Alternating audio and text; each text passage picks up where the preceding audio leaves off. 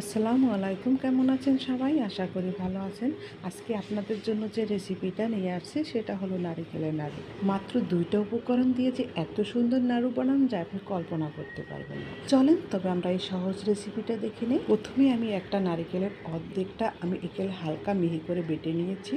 হ্যাঁ বন্ধুরা, গুড়টা কিন্তু আমার আগে জাল দেওয়া ছিল। আগে জাল দেওয়া থাকলে নারিকেলের নাড়ুটা বানাতে বেশি সময় লাগে না, সেজন্য আমি আগে জাল দিয়ে দিই, কেননা গুড়টা একটু গলতে সময় লাগে সেজন্য।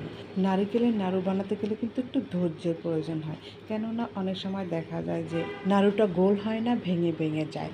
সেজন্য খুব ধৈর্য সহকারে নারিকেল আর গুড়ের মিশ্রণটা আস্তে আস্তে করে জাল দিতে হবে মিডিয়াম আছে। আমিও যখন প্রথম প্রথম নাড়ু বানাতে যেতাম কিন্তু আমারটা হতো না, ভেঙে ভেঙে যেত, কিন্তু মাশাল্লাহ এখন আমি শিখে গেছি। আমি যতবারই বানাই না কেন এখন কিন্তু আমারটা একদম পারফেক্ট হয়।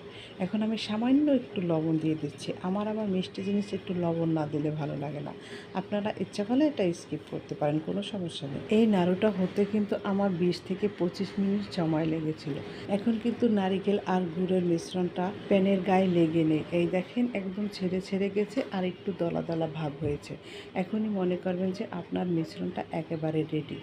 এখন আমি এটা উঠিয়ে নিই। হ্যাঁ বন্ধুরা, আপনারা আমার এই ভিডিওটাকে কোথা থেকে দেখছেন কমেন্টস করে জানাবেন। আর নারিকেলের নাড়ু কে কে পছন্দ করেন হাত তুলেন তো দেখি। এই যে আমার এটা একদম রেডি হয়ে গেছে, এখন আমি উঠিয়ে নিব। উঠানোর আগে আমি দেখিয়ে দিচ্ছি আমার মিশ্রণটা কেমন হচ্ছে। এই যে দেখেন, যখন মনে করবেন যে এই যে হাত গোল গোল বানানো যায় তখন মনে করবেন যে আপনার পুরটা একদম পারফেক্ট হয়ে গেছে। এই যে এখন আমি সব উঠিয়ে নিচ্ছি, আপনাদের একটা বানিয়ে দেখাচ্ছি। একটা দুঃখের বিষয় কি জানেন, আমার এই নাড়ুটা বানাতে বানাতেই অর্ধেক শেষ হয়ে যাবে। আমার আশেপাশে কয়েকজন চোর আছে, তারা বানানোর সাথে সাথে একটা একটা করে নিয়ে নিয়ে খাচ্ছে। আজকে আমার এই নারিকেলের নাড়ুটা আপনাদের কাছে কেমন লাগছে? ভালো লাগলে লাইক কমেন্ট শেয়ার করে আমার পাশে থাকবেন। আর যদি একটু বেশি ভালো লাগে আমার চ্যানেলটি সাবস্ক্রাইব করার অনুরোধ রইল। কথা বলতে বলতে আমার সবগুলো নাড়ু বানানো শেষ।